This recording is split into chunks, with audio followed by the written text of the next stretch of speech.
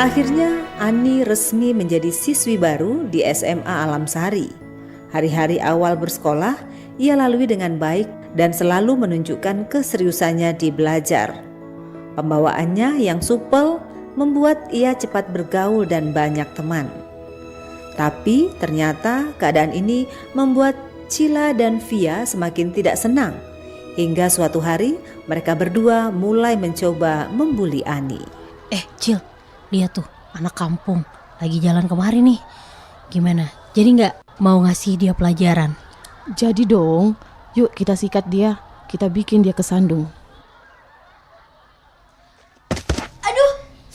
Aduh sakit. Aduh. Makanya kalau jalan pakai mata dong. Lihat nih, jadi kotor kan sepatuku? Maaf Cila, aku nggak lihat. Aku buru-buru karena dipanggil Bu Guru. Maaf katamu. Kotor nih sepatu mahal gue. Lagian lo ya, dari kemarin gue perhatiin pecicilan banget nyari perhatian sama guru. Tahu diri dong, lo itu sekolah di sini karena beasiswa, jadi nggak usah sok eksis. Iya nih Cil, emang ini anak so caper. Sama Dirga si ketua kelas, itu juga doi so akrab banget tau. Kecentilan lu, nggak tahu diri lu. Maaf Cila, Via, aku nggak bermaksud mau eksis atau cari perhatian. Aku cuma fokus sekolah aja kok di sini, nggak lebih. Ah lo ya, berisik. Mulai besok lo wajib buatin kita tugas sekolah. Lo tahu kan, bokap gue pejabat. Gue bisa bikin lo dikeluarin dari sekolah ini. Iya Cila, maaf. Mulai besok tugas kalian aku yang kerjain, maaf ya.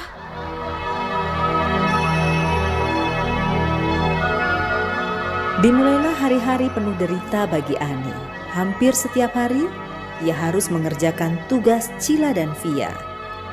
Sampai suatu hari, Dirga sang ketua kelas tahu permasalahan ini secara tidak sengaja saat jam pulang sekolah. Mana nih? Si anak kampung itu belum juga lewat. Itu dia Cil. Woi Ani, sini loh. Iya Cila, Via ada apa?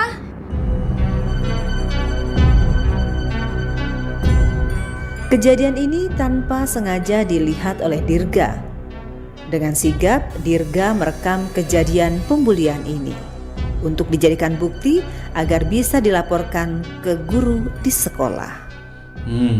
Pantas aja Ani selama ini kelihatan murung dan agak tertutup. Ternyata ini penyebabnya. Aku harus bertindak supaya pembulian ini tidak terus berlangsung.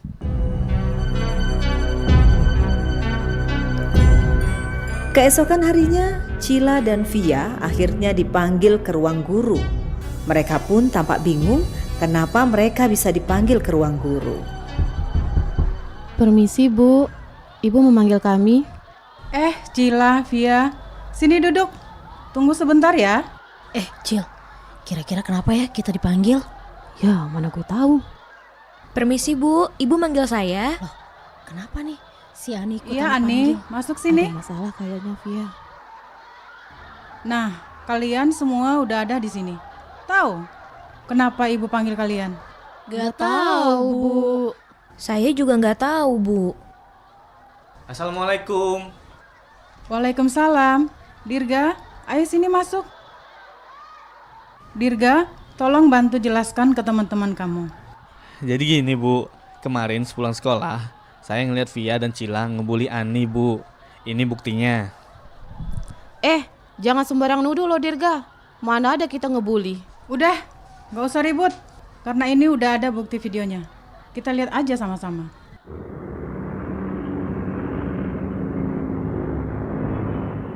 Gimana Cila, Via? Masih ada pembelaan atas kasus ini? Setelah ini, Ibu akan panggil orang tua kalian. Ampun Bu, maaf. Kami beneran minta maaf. Kami janji gak akan ngebully lagi. Jangan laporin ke orang tua kami ya Bu. Kami berdua janji Bu gak akan ngulanginnya lagi. Minta maafnya sama Ani. Tapi ini prosesnya tetap berjalan. Orang tua kalian tetap dipanggil ke sekolah.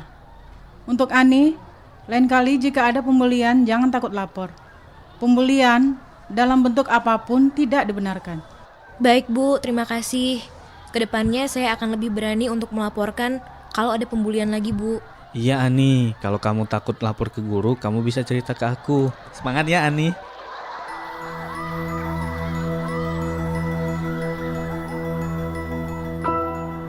Akhirnya, Cia dan Via tidak bisa berkata apa-apa lagi. Setelah melihat video bukti yang direkam oleh Dirga, jelas sudah semua pembulian yang dilakukan oleh Cia dan Via.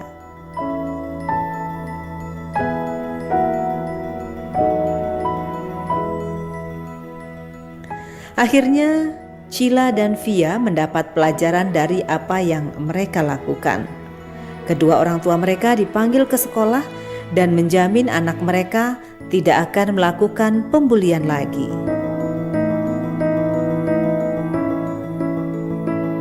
Demikian drama radio berjudul Lawan Bully.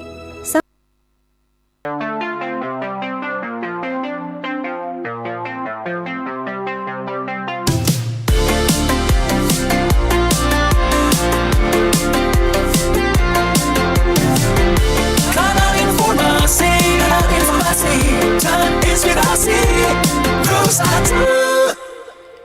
Pro 1 RRI Singareja, siaran kanal informasi dan inspirasi ya.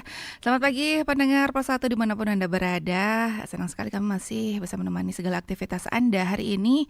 Tepatnya hari Selasa 10 Oktober 2023. Dan kita sudah berada di lintas waktu pukul 9 waktu Indonesia Tengah. Saatnya kami akan ajak Anda untuk mengikuti dialog interaktif Hai Balik Ken-Ken. Dan pagi hari ini narasumber kami sudah berada di studio Pro 1, yaitu Bapak Madewi Bawa SH atau yang akrab disapa Pak Riko ya, sebagai Ketua Pelaksana Harian Pusat Pelayanan Terpadu Perlindungan Perempuan dan Anak Dinas Pengendalian Penduduk, Keluarga Berencana dan Pemberdayaan Perlindungan Perempuan dan Anak Kabupaten Buleleng. Selamat pagi Pak Riko. Selamat pagi rekan penyiar, selamat pagi juga teman-teman pendengar Pro 1 FM. Ya, kabarnya sehat Pak? Astungkare selalu sehat.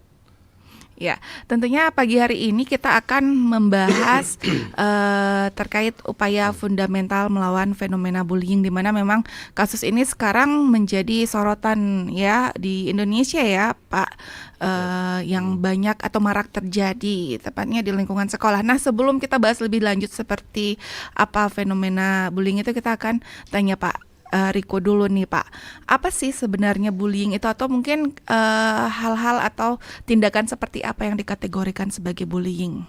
Ya, terima kasih rekan Riz atas pertanyaannya. Jadi sekalipun bullying itu adalah barang yang tren ya, artinya hari ini sangat seksi untuk kita bicarakan, kemudian banyak sekali baik di media-media berbicara tentang bullying, kemudian di lingkungan rumah, sekolah dan sebagainya juga sering kita dengar kata bullying. Cuman tidak menutup kemungkinan ketika kita berbicara bullying kemudian kita kurang memahami sebenarnya bullying itu seperti apa. Nah, tadi kami juga sudah diperkenalkan, saya biasa dipanggil Riko, kami dari P2TP2A. Jadi Pusat Pelayanan Terpadu Pemberdayaan Perempuan dan Perlindungan Anak, berada di bawah Dinas Pengendalian Penduduk, Keluarga Berencana, Pemberdayaan Perempuan dan Perlindungan Anak. Tentunya memiliki sebagai perpanjangan tangan pemerintah, memiliki kewajiban untuk membantu memberikan pendampingan dalam pemenuhan hak baik perempuan maupun anak. Nah, kembali seperti tadi bahwa bullying ini adalah satu isu yang menarik, tetapi masih banyak juga atau ada beberapa masyarakat yang kurang paham terkait dengan bullying. Jadi bullying sendiri itu merupakan bagian dari perilaku yang tidak menyenangkan ya. Jadi ketika seseorang memiliki perilaku yang tidak menyenangkan baik secara verbal maupun fisik, kemudian dilakukan baik secara langsung maupun dilakukan di dunia maya yang nantinya akan membuat orang merasa tidak nyaman, kemudian sakit hati, bahkan tertekan, baik dilakukan oleh perorangan maupun oleh kelompok-kelompok atau komunitas atau kelompok-kelompok masyarakat, baik ada di lingkungan masyarakat, di sekolah dan sebagainya.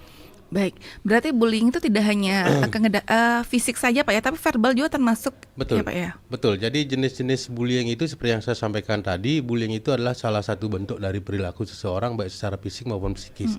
Jadi jelas ketika mereka misalnya melakukan caci maki, hinaan, kemudian menyindir pun dalam artian yang khas yang membuat perasaan orang tidak nyaman, sakit hati, itu bagian dari bullying. Jadi intinya sekali, bullying itu tidak hanya dilakukan dengan cara fisik, melakukan kekerasan, tetapi dengan verbal, baik langsung maupun tidak langsung, itu juga bagian atau jenis dari bullying. Iya, berbicara tentang bullying Pak, dari catatan Federasi Guru Serikat Guru Indonesia nih ada 23 kasus dari Januari hingga September 2023 kasus bullying, di mana dua di antaranya korban itu sampai meninggal dunia Pak. Nah kalau dari kacamata Pak Riko sendiri nih menyikapi fenomena bullying yang terjadi di Indonesia sekarang ini seperti apa Pak? Seperti yang kami sampaikan tadi, seperti apa yang didapat oleh teman-teman tenaga pendidik ya di Satuan Guru, bahwa terjadi kurang lebih 23 kasus. Ini terhitung dari Januari sampai September. Nah ini mungkin yang muncul di permukaan ya. Jadi artinya kasus-kasus yang muncul di permukaan atau yang tren atau yang mendapatkan sorotan dari media, atau mungkin kasus-kasus yang kalau kami menganggapnya kasus-kasus yang nasional lah, artinya mendapatkan perhatian khusus.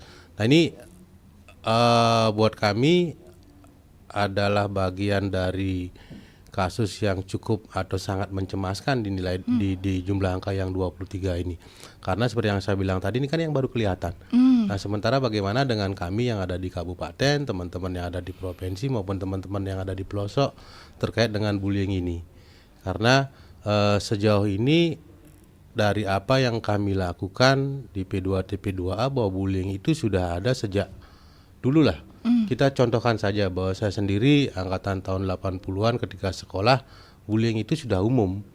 Jadi ketika kita diejek, kemudian ada yang menyebut nama-nama jelek orang tuanya, kemudian ketika agak sedikit kotor dibilang orang dari mana lah dan sebagainya. Nah itu kan sudah terjadi. Nah cuman dampaknya ketika dulu kan masih bisa diredam. Artinya tidak berdampak luas atau tidak meresahkan lah buat masyarakat. Tapi yang sekarang ini kan justru cenderung dengan perilaku atau kelakuan yang dilakukan oleh anak-anak kita membuat perasaan temannya, kemudian bahkan orang tua, bahkan tenaga satuan pendidik pun merasakan hal yang sama. Jadi membuat sakit hati, perasaan tidak nyaman. Nah kembali ke 23 ini buat saya adalah hal yang besar ketika kita melihat bahwa ini bagian dari kasus nasional. Tapi tidak menutup kemungkinan juga, atau saya sendiri juga di Singaraja berani menyampaikan bahwa kasus-kasus bullying marak terjadi. Hampir di semua kabupaten. Berbicara khusus di Buleleng apakah terjadi? Selama pengalaman kami di 1 bulan ini, ketika kami selesai diminta sebagai pembicara dalam salah satu seminar dengan Dewan Pendidikan, kami datang ke sekolah-sekolah, itu rata-rata kasus-kasus bullying umum terjadi di lingkup sekolah. Mohon maaf karena kita berbicaranya di sekolah di bulan ini.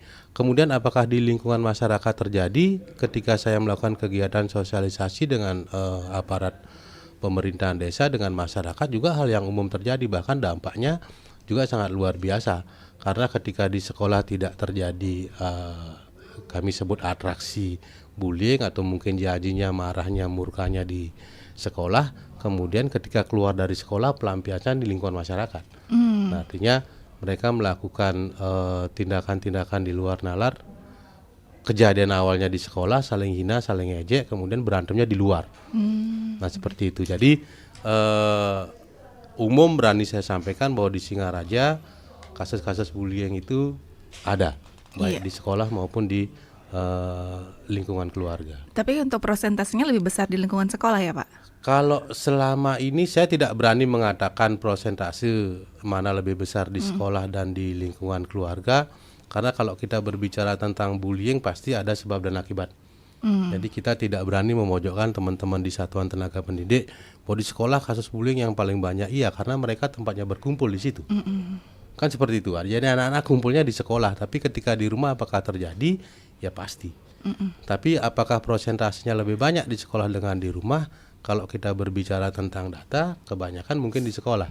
Tapi kalau kita berbicara tentang penyebabnya, ya kita tidak pernah lepas dari lingkungan keluarga maupun lingkungan masyarakat. Jadi pengawalannya, setahu saya dari beberapa kasus yang pernah kita dampingi, seseorang pelaku yang melakukan bullying di satuan pendidikan atau di sekolah, kita tidak murni ujuk-ujuk menyalahkan bahwa anak ini memiliki perilaku bullying.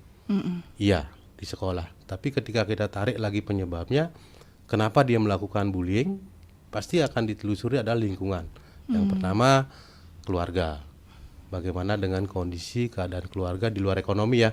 Jadi terkait dengan perilaku keluarga itu sendiri, apakah sering terjadi kekerasan, kemudian kita balik lagi, kita lihat lagi bagaimana upaya atau pola asuh yang dilakukan oleh keluarga itu sendiri, kemudian lingkungan sebagai salah satu pendukungnya, sehingga anak-anak yang akhirnya melakukan perilaku bullying itu bisa kita lihat bukan karena dia murni dia yang salah, tapi kecenderungannya ada penyebab yang mengakibatkan atau yang membuat dia melakukan perilaku bullying di sekolah.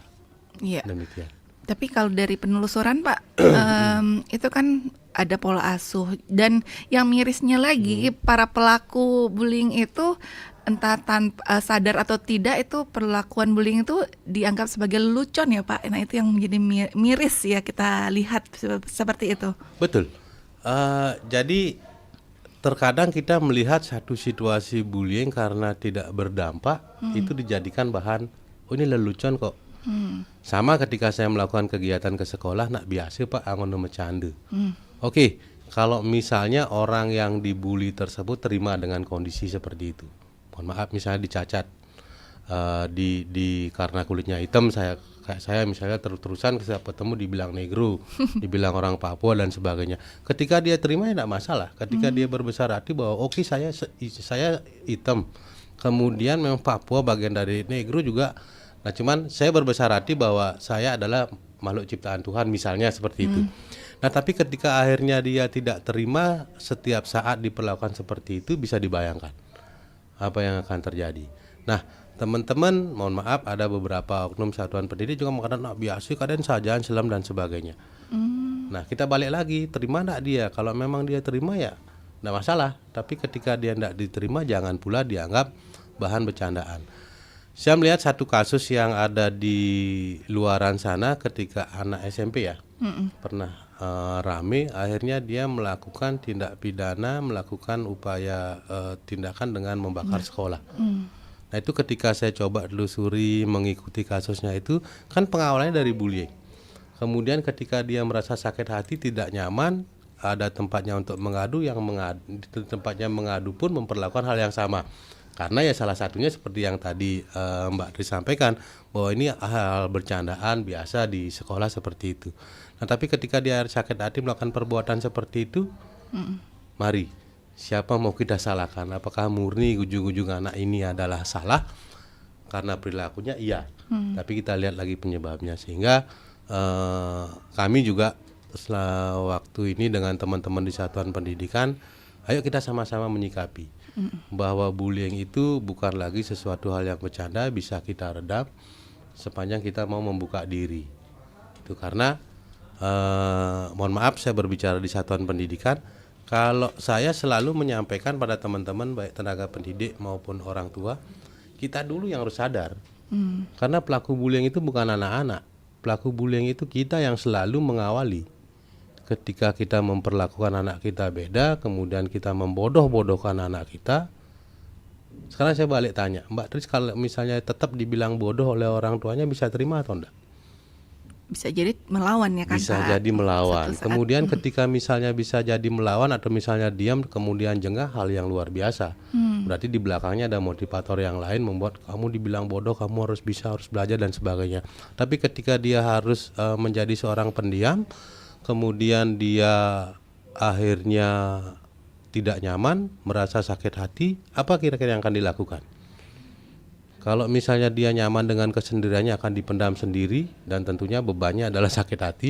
Tapi ketika akhirnya dia bisa melampiaskan, dia akan melampiaskan kepada orang lain.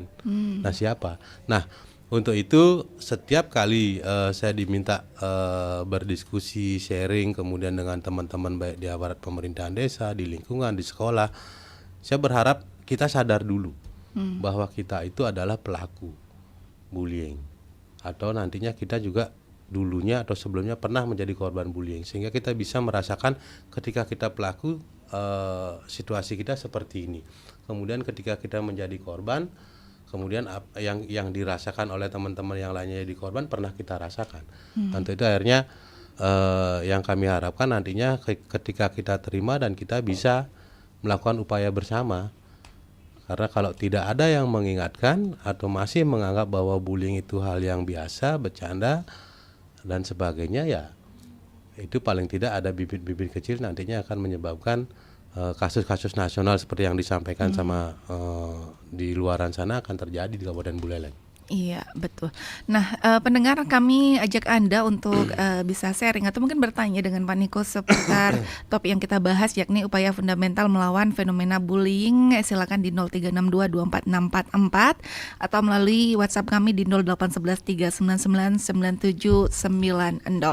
Dan sebelum kita beranjak ke pertanyaan berikutnya, Pak, kita akan simak berikut ini dari ILM ya, terkait dengan bullying, Pak. Kita dengarkan. Dugaan perlakuan bullying atau perundungan menimpa MS 13 tahun, seorang siswa sekolah menengah pertama SMP Negeri Kota Malang. Akibatnya salah satu ujung jari korban terpaksa harus diamputasi. Ya, harapan dari keluarga, kami satu menyayangkan sampai kejadian seperti ini, berharap ada efek jerah dan pertanggungjawaban, karena ini jangan sampai terjadi ke orang lain. Kalau terjadi ke keluarga kita, bagaimana? Bayangkan bila ini terjadi pada putra atau putri Anda.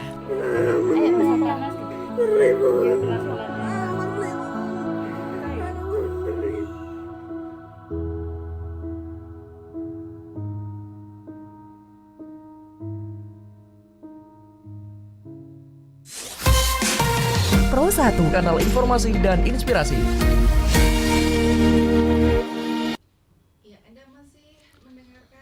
Ya, pendengar, Anda masih mendengarkan dialog interaktif Hai Bali Ken ya, dengan topik upaya fundamental melawan fenomena bullying bersama narasumber kami Bapak Made Subawa atau yang akrab disapa Pak Riko ya.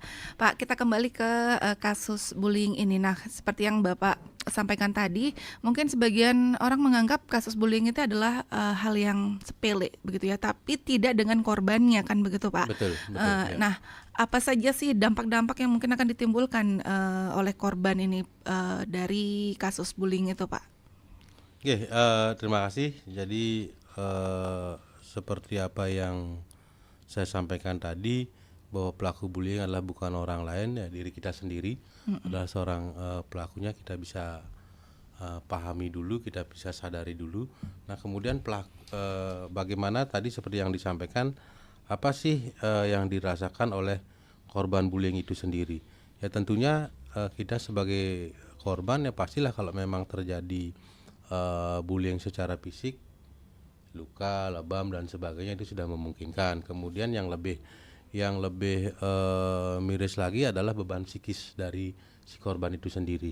Jadi bisa kita bayangkan ketika dia dihina, dicaci, dianggap ini, dianggap itu dan sebagainya, kemudian beban psikisnya akan semakin meningkat dan kemungkinan akan menyebabkan atau menjadikan dia orang-orang atau berperilaku tidak seperti yang biasanya.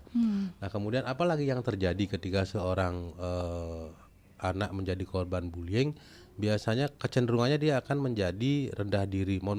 Kecenderungannya dia akan menjadi kurang percaya diri. Jadi setiap apa yang dia dilakukan dipersalahkan, setiap dia apa yang mau melakukan dia merasa bisa, kemudian disorakin, dibully.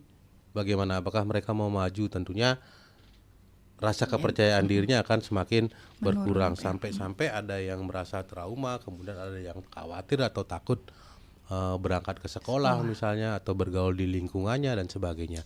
Jadi ada satu kasus yang pernah kami dampingi, ketika ada salah satu anak tidak mau sekolah oleh orang tuanya, tetap dipaksa untuk sekolah karena menjadikan bagian dari kewajiban tanpa mempertanyakan kenapa dia tidak mau sekolah.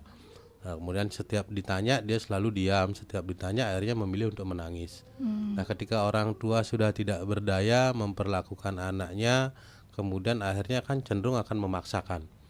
Jadi dipaksa anaknya untuk bisa sekolah dan tidak mau. Nah, ketika mereka datang ke kami, apa yang kami lakukan? Kami tidak akan menanyakan dia sekolah dan tidak.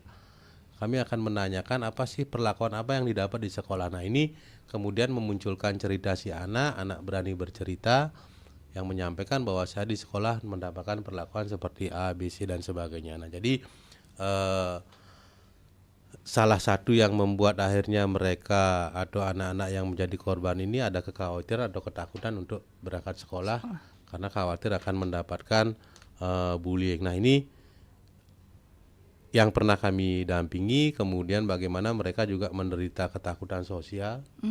Ada anak-anak kadang tidak berani bergaul, tidak berani keluar rumah, kemudian ketika kumpul sama teman-temannya mereka cenderung menyendiri. Jadi mereka lebih nyaman dengan dirinya sendiri karena ketika mereka merasakan akan ketemu, akan berkumpul dengan teman-temannya, bayangan bullying itu selalu muncul. Trauma Pak ya? Nah, ini bisa dibayangkan Mbak Trisya, bisa dibayangkan ketika anak akhirnya harus menutup diri. Jadi tidak berani bergaul, kemudian dan ada beberapa area yang tidak kuat melakukan hal-hal yang tidak diinginkan. Seperti misalnya di beberapa media massa kita mendengar, kita melihat ada yang sampai melakukan upaya bunuh diri, ada yang sampai terjadi bunuh diri, dan ada juga yang nanti menyebabkan ada gangguan jiwa dari korban itu sendiri. Bahkan ada yang sampai menusuk temannya karena saking kesalnya. Begitu Pak ya? Betul. Itu sudah luapan emosi yang tidak terkendali lagi ya Pak. Betul. Ya. Kalau hal-hal seperti itu kan karena apa? Karena memang mereka sudah tidak tahan sekali. Di 2020 kalau tidak salah kami pernah mendampingi anak juga yang akhirnya melakukan tindakan kriminal menusuk temannya. Jadi ketika kita dampingi, kita pertanyakan apa yang membuat seperti itu. Ini di lingkungan sosial, bukan di satuan pendidikan.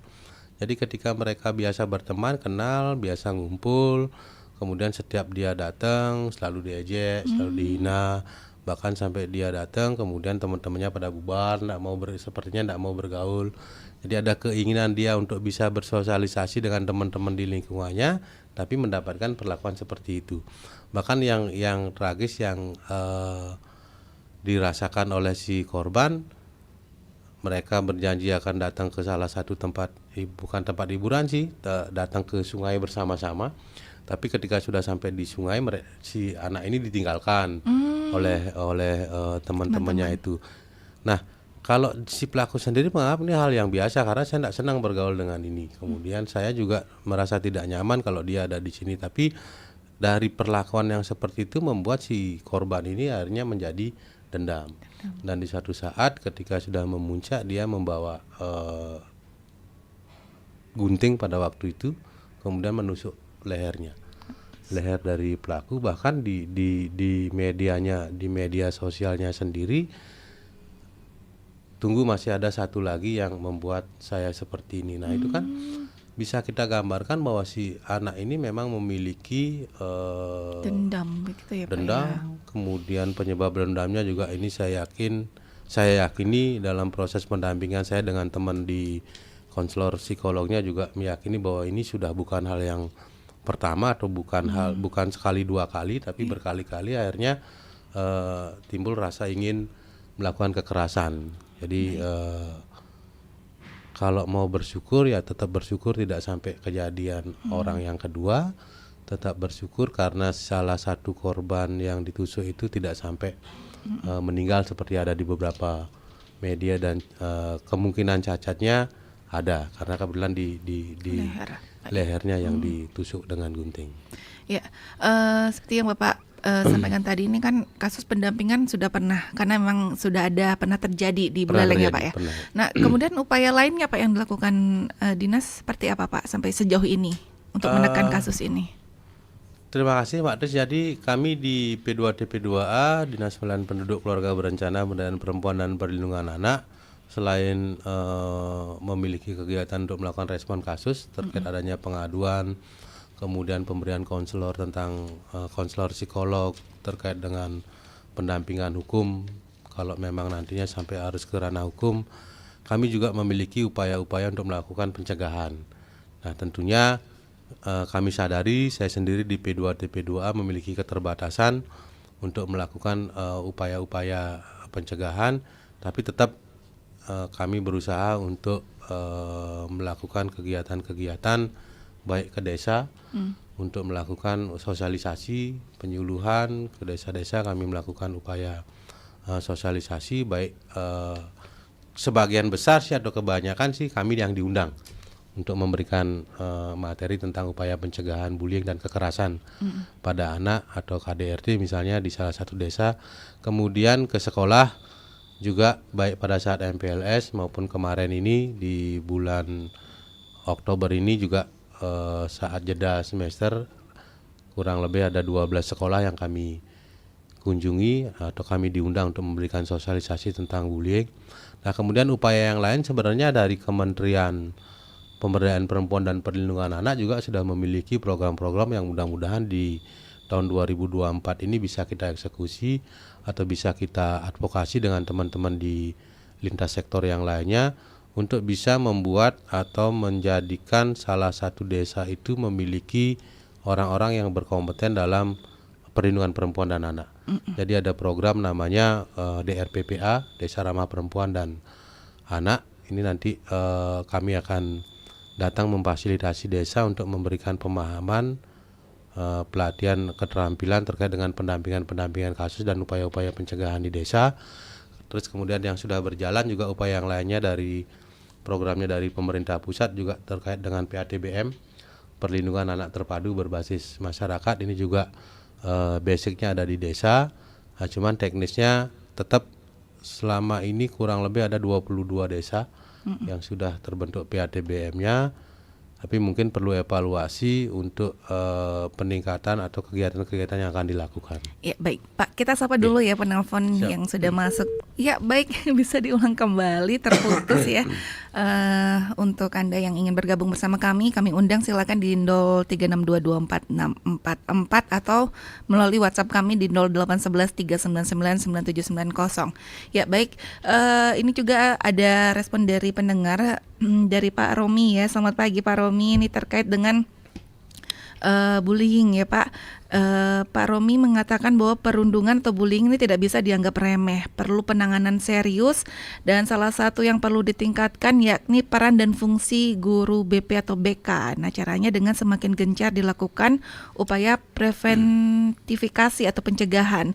Jadi setiap saat bila ada jam kosong atau penggantian jam pelajaran, guru BP atau BK perlu masuk kelas untuk menjelaskan bahaya, sanksi dan hukuman bullying atau perundungan ya. Dan pertanyaannya nih Pak, apa sudah dilakukan secara efektif oleh sekolah sejauh ini Pak? Terima kasih Bapak Romi. Jadi saya sangat merasakan bahwa Pak Romi ini juga memiliki kekhawatiran yang sama dengan kami. Jadi masukan juga sepertinya lebih banyak masukan ya yang diberikan. Jadi bagaimana melibatkan semua komponen, karena Pak Romi berbicara tentang ruang lingkup sekolah, bagaimana melibatkan teman-teman tenaga pendidik khususnya guru BK. Nah kemudian apakah hal ini sudah dilakukan sama guru BK? Itu pertanyaannya ya. Iya betul. Oleh pihak sekolah, saya mencoba selalu berpikir objektif ketika melihat salah satu sekolah. Ketika saya datang, apa yang menjadi kekhawatiran Pak Romi saya sampaikan. Bahwa perundungan bukanlah hal yang sepele, ini perlu mendapatkan penanganan yang khusus, bila mana perlu harus ada satuan tugas yang khusus, tetapi yang perlu dipersiapkan adalah apakah SDM-nya ada. Yang kedua, apakah sarana prasarana juga bisa difasilitasi oleh sekolah. Karena ketika kita berbicara tentang perundungan ada ranah privasi di situ. Perlu tempat untuk konseling misalnya. Kemudian apakah guru BK bisa berperan? Selama ini saya masuk ke sekolah, nanti silakan kalau ada yang komplain saya katakan bahwa guru BK-nya tidak efektif, silakan. Karena apa? bukan tidak mau kawan-kawan guru BK untuk menyampaikan apa yang terjadi, tapi guru BK punya keterbatasan. Ayo kita mau main ke sekolah mana? Berapa punya tenaga pendidik yang memiliki latar belakang BK? Paling banyak 2 atau 3 orang. Di salah satu SMK punya 4 tenaga pendidik BK. Terus apa yang sudah dilakukan guru BK? Setiap ada kasus baru respon. Yang kita inginkan kan ada upaya pencegahan. Kemudian yang 4 guru BK ini menghandle berapa orang siswa. Jadi ada 800 sekian siswa dihandle oleh 4 orang guru BK. Ayo, siapa yang mau kerja paksa, kerja rodi bisa menyelesaikan upaya-upaya pencegahan. Bahkan di salah satu sekolah ada juga yang tidak memiliki tenaga pendidik yang berlatar belakang dari BK. Nah, ini yang tetap kami upayakan. Kami juga sempat berbicara dengan kawan-kawan di Disdikpora bahwa perlu peningkatan, bukan peningkatan kapasitas sih, karena guru-guru BK perlu adanya satuan tugas lah yang paling tidak bisa mengawal atau bisa melakukan upaya-upaya di lingkungan sekolah sendiri. Dinas Pengendalian Penduduk Keluarga Berencana pernah mengundang kepala sekolah dan salah satu guru BK. Jadi kita tidak meminta supaya harus ada, tapi kami lebih cenderung menanyakan jika terjadi sesuatu di sekolah apa yang akan dilakukan teman-teman tenaga pendidik BK dan kepala sekolah. Disampaikan, kita sharing di situ. Jadi yang lebih banyak dibicarakan bukan kendala atau bukan apa yang bisa mereka lakukan, tapi ya keterbatasan mereka terkait dengan SDM. Jadi satu orang kemudian saya tidak mau keluar dari zona bullying ini, tapi yang patut kita tegaskan juga bahwa ketika dia berprofesi sebagai pendidik, mereka juga punya tugas-tugas yang lainnya.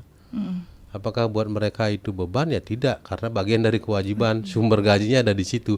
Jadi selain mereka mendidik, mereka juga punya peran-peran dan tugas-tugas administrasi yang lainnya. Ayo, 8 jam mereka di sekolah, kapan mereka bisa menyisihkan 1 atau 2 jam. Tapi tetap Pak Romi, jadi apapun yang kekhawatiran kita bersama, saya tetap mendorong teman-teman di tenaga pengajar BK kalau untuk bisa meluangkan waktunya atau bisa mencari jam-jam kosong supaya bisa menyampaikan upaya-upaya pencegahan. Bahkan saya sendiri dengan keterbatasan yang ada 2 orang memang tenaga yang dipersiapkan di dinas, kemudian saya dibantu sama teman-teman jabatan fungsional, teman-teman yang staf yang di gitu juga kita malah tawarkan ke sekolah. Kalau memang ada yang tidak bisa dilakukan di sekolah, kami siap datang ke sekolah atau pihak sekolah datang ke kita. Bagaimana terkait dengan privasinya? Kalau bocornya dari kami, silakan tuntut kami. Tapi kalau nanti bocorannya kasus ada di luar dari kami, ya mohon maaf. Karena kan biasanya ketika ada satu situasi kasus kan bukan hanya kami saja yang terlibat dengan tenaga pendidik. Ada guru lainnya, kemudian ada siswa-siswa yang lainnya. Kami tawarkan. Bahkan ketika kami datang ataupun teman-teman dari satuan pendidik punya kasus yang memang tidak bisa dipecahkan atau tidak bisa diatasi, kita siap walaupun dengan keterbatasan kami ya, tapi selalu saya tekankan, ayo kita jadwalkan. Jadi biar apa yang menjadi upaya kita teman-teman tidak sia-sia. Termasuk juga kami bukan meminta sih sebenarnya, mengupayakan adanya MOU dengan sekolah dan kami, karena kan terkadang tidak ada ikatan itu. Mereka khawatir juga nanti apa yang harus dia lakukan dan apa yang harus kami lakukan. Iya, baik. Kita sapa 24644 ya Pak. Halo, selamat pagi. Selamat pagi. Iya Bapak, halo. Iya Bapak, selamat pagi. Dengan siapa Pak? Iya, dengan Tris Pak. Mungkin suara radionya bisa dikecilin sedikit Pak. Iya. Iya Bapak, silakan pertanyaannya Pak. Pak, siapa ini di RRI? Ya, dengan Bapak Riko. Ya, mbaknya saya. Oh, saya Tris Pak. Siapa? Tris. Tris. Iya. Janu Artini itu. Iya betul. Ini kan cucu saya ini. Iya, baik. Om Swastiastu. Iya, Om Swastiastu. Ya. Ingat kan bidang udara sih. Lihat karena di udara, boy di Badung padahal masalah layangan. Nggih. Iya, Pak, langsung Pak pertanyaannya. Pak De yang Sepang. bukan di sekolah aja sebenarnya. Cara Nggih. wayai kan mengalami deh. Nggih. Kadang kan nama ingat punya tinggi sampai mau puas. Pada panaknya galak-galak gitu. Tapi wayah asing silakan. Pangsing bin berlanjut kalau menimpa orang lain. Dia ya makanya nengan. Nggih. Banyak contoh. Memang di sekolah harus. Nggih, Dari dulu nggih. memang ada perlakuan begitu deh. Tapi bagaimana dengan kondisi di masyarakat? Astung kare made ni.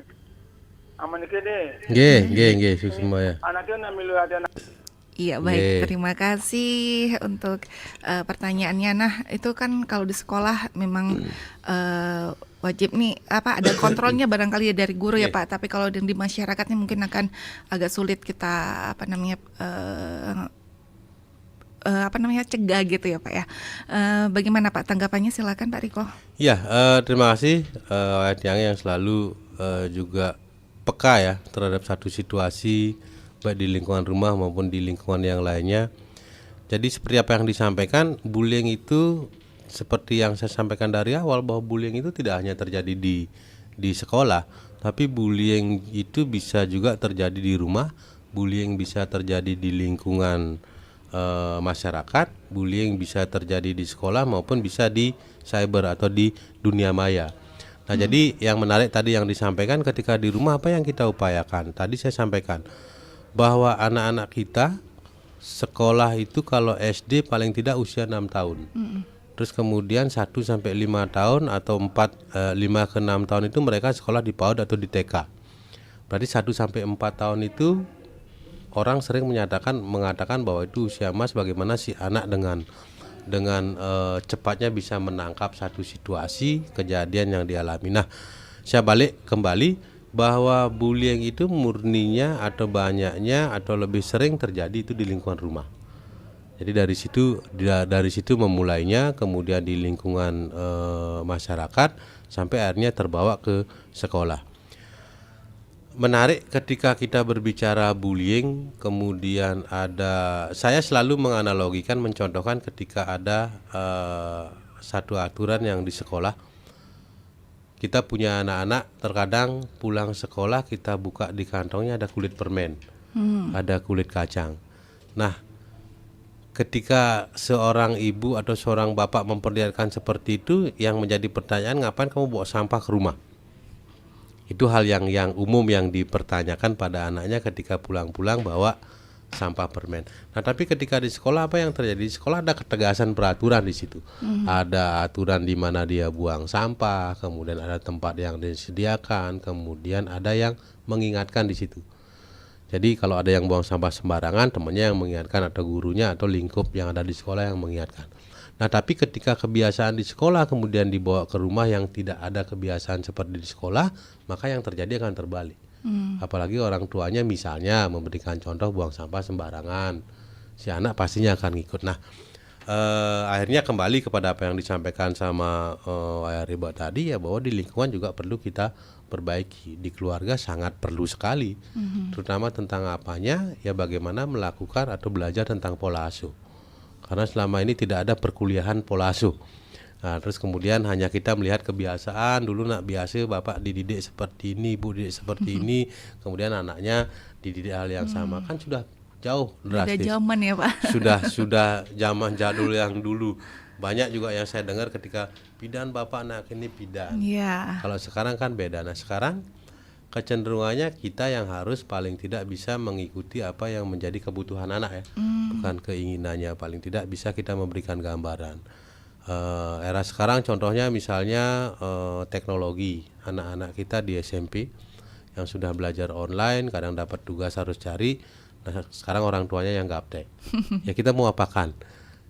Nah, kemudian apakah bisa gapteknya ini nantinya bisa diperbaiki? Kalau dari awal pola asuhnya bagus, kemudian bisa memahami tentang bagaimana pola asuh yang baik, saya pikir ke belakangnya kecenderungannya akan lebih baik. Dan bagaimana dengan saya sendiri, saya juga masih dalam tatanan atau tahapan belajar. Karena perkembangannya yang sangat luar biasa terkait dengan pergaulan sosial anak, kemudian lingkungan sekolah anak kan selalu bergerak cepat. Nah kalau kita sendiri berusaha untuk belajar mengimbangi, apalagi dengan kesibukan pekerjaan, pemenuhan kebutuhan dan sebagainya. Tapi tetap saya tegaskan kembali bahwa upaya fundamental yang perlu kita lakukan sekali adalah tidak hanya batasnya di sekolah, tapi di rumah dan lingkungan masyarakat. Nah, bisa nggak kita garis bawahi bahwa pola asuh di lingkungan keluarga menjadi salah satu kunci upaya fundamental untuk mengatasi bullying, Pak? Tapi nanti dijawab Pak ya setelah yang satu ini.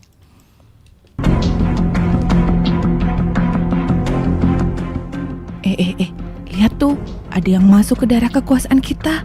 Berani-beraninya dia ke sini. Hei, kamu! Dasar jelek, bodoh. Berani-beraninya kamu lewat sini. Iya nih, dasar nggak tahu malu. Maafin aku. Aku cuma mau lewat. Hentikan perbuatan bullying. Selalu berperilaku sopan dan ceritakan pada orang yang dapat dipercaya. Iklan layanan masyarakat ini dipersembahkan oleh Radio Republik Indonesia. Pro 1. Anda masih mendengarkan Pro 1 RRI Singaraja. Kanal informasi dan inspirasi. Pro 1. Ya, Anda masih bersama kami di Dialog Interaktif Hai Balik Ken ya, dengan topik upaya fundamental melawan fenomena bullying bersama Bapak Made Wibowo SH atau yang akrab disapa oleh Pak Riko ya. Baik, tadi saya sempat bertanya Pak bahwa bisakah pola asuh di keluarga itu menjadi salah satu upaya untuk mencegah terjadinya bullying ini Pak? Iya. Seperti yang dari awal saya sampaikan bahwa ada pengertian bullying, ada jenis-jenis bullyingnya, kemudian bullying itu biasanya terjadi di mana.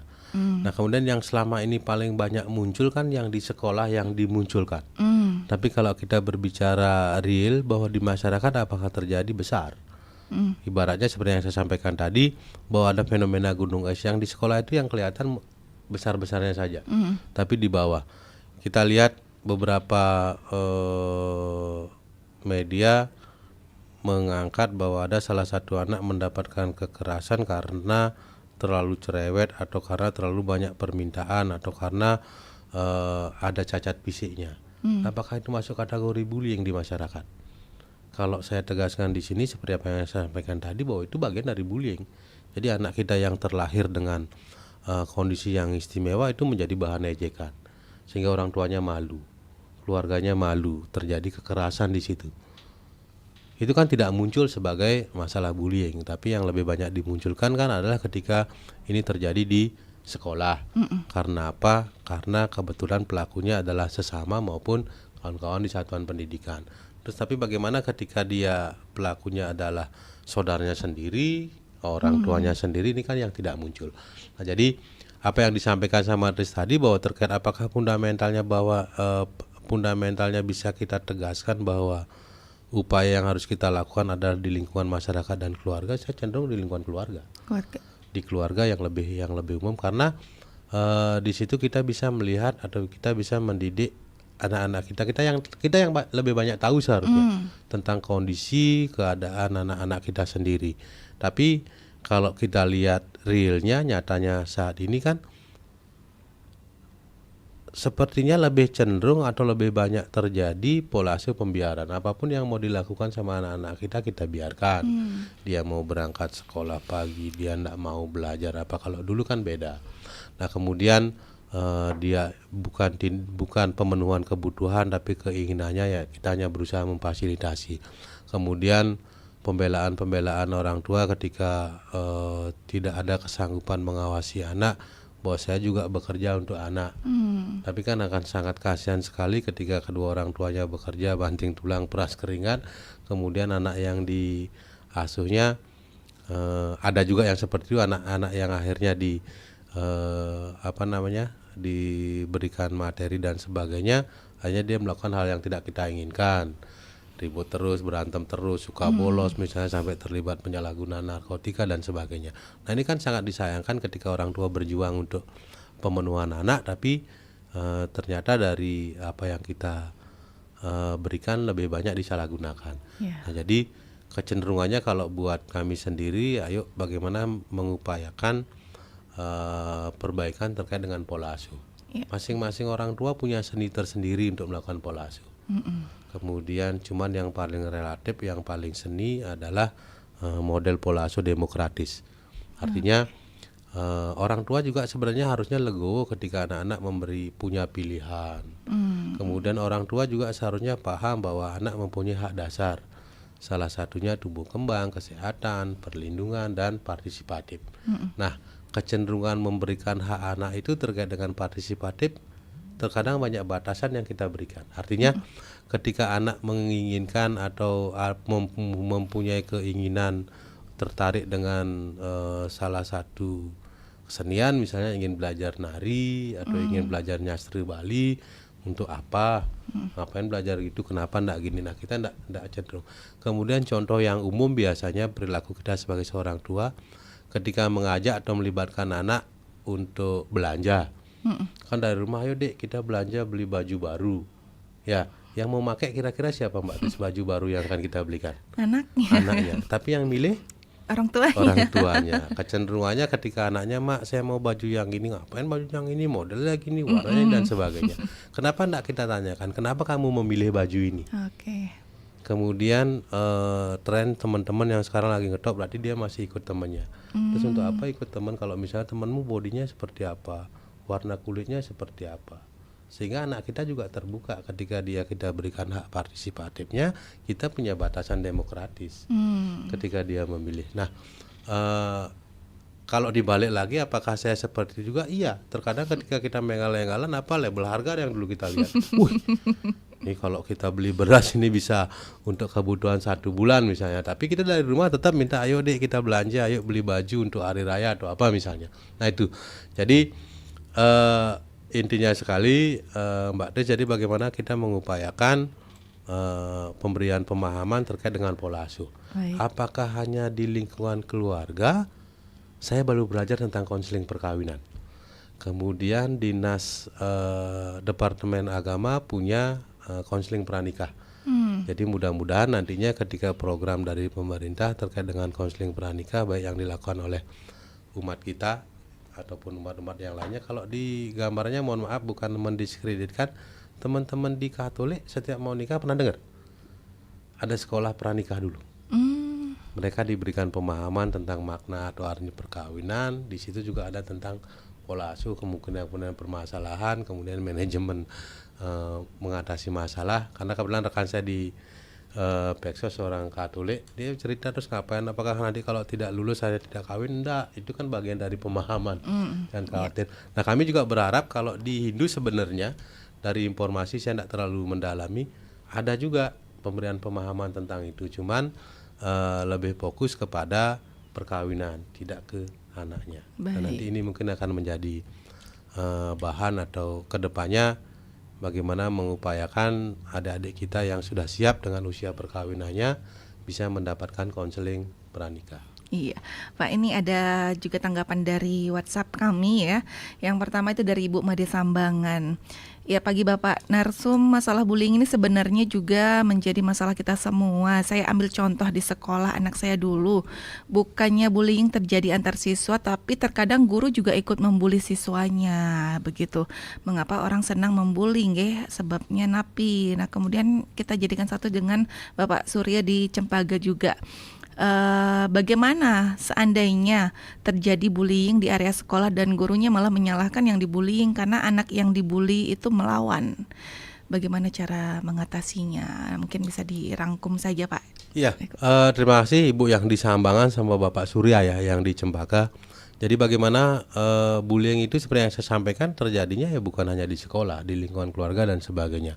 Kemudian kenapa justru pelaku itu lebih cenderung atau lebih senang melakukan bullying? Ya karena mereka, yang pertama mereka bisa jadi menjadi korban sebelumnya. Dari korban kemudian akhirnya dia menjadi pelaku. Nah kemudian kenapa dia juga menjadi senang menjadi pembuli atau sering melakukan perundungan? Ya karena mereka mendapatkan tidak pernah mendapatkan upaya-upaya diingatkan. Jadi pelaku perundungan akan belajar bahwa tidak ada resiko ketika dia melakukan perundungan. Karena tidak ada yang mengingatkan ketika dia mendorong, menjambak atau mungkin mencaci teman-temannya, tidak ada yang melawan. Kan menjadi kebiasaan akhirnya itu. Nah, hal yang seperti ini nantinya akan berpotensi lebih luas. Jadi sama juga Bu, di Sambangan saya juga pernah punya pengalaman dari SD mereka menjadi korban, SMP kemudian dia belajar jadi pelaku, SMA dia penguasa. Jadi sering melakukan bullying, dan itu dia sadari ketika pas saya ngisi acara di salah satu kampus di Singaraja terkait dengan bullying ini. Dia menceritakan bahwa saya dulu SD paling sering dibully. Saya selalu dibully, setiap apa-apa saya selalu dipersalahkan. Tapi ketika dia SMP dia kuat menjalani menjadi korban, dia menjadi pelakunya. Nah, kemudian terkait dengan Bapak Surya yang di Cempage, tadi kembali ke Ibu yang di Sambangan. Dan bullying itu pelakunya tidak murni antar anak, bisa jadi satuan tenaga pendidik. Ada oknum-oknum satuan pendidik yang menganggap itu hal yang biasa, bahkan melakukan perundungan juga pada anak-anaknya. Yang umum biasanya apa ya bang makan pak anaknya dibisik ini, kan kita tidak enak ketika ada oknum tenaga pengajar seperti itu. Nah, Pak Surya di Cempage, bagaimana caranya ketika anak yang dibully kemudian melakukan melawan? Silakan kalau memang orang tuanya tahu. Ayo kita datang ke P2 TP2A. Nanti di situ kita akan coba carikan upaya alternatif solusinya sehingga anak yang dibully itu dengan melakukan perlawanan pastinya dia menjadi korban. Dan kita nanti yang akan datang ke sekolah untuk memberikan pemahaman pada teman-teman tenaga pendidik yang melakukan hal seperti itu. Baik, sayang sekali nih Pak Riko, waktu kita juga sangat terbatas dan barangkali untuk pertanyaan-pertanyaan pendengar yang mungkin belum bisa kita bahas ya bisa berkonsultasi ya langsung Pak ya ke silakan. TP2 TP2A Jalan Wijaya Kusuma nomor 3 Singaraja. Baik Pak, sebelum kita akhiri mungkin yang ingin Bapak sampaikan terakhir closing statement terkait dengan topik yang kita bahas pagi hari ini.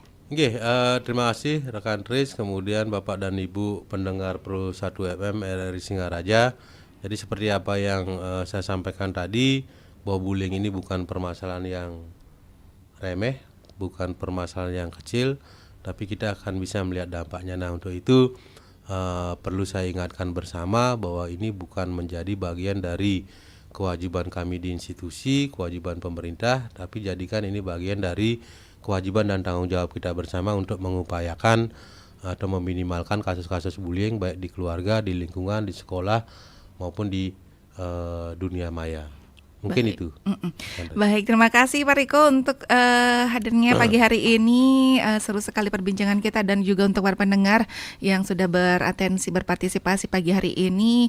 Tentunya mudah-mudahan apa yang sudah kita sampaikan pagi hari ini bisa menjadi cerminan dan juga upaya kita bersama untuk melawan fenomena bullying ini agar tidak sampai terjadi lagi ya, khususnya ini di Kabupaten Buleleng.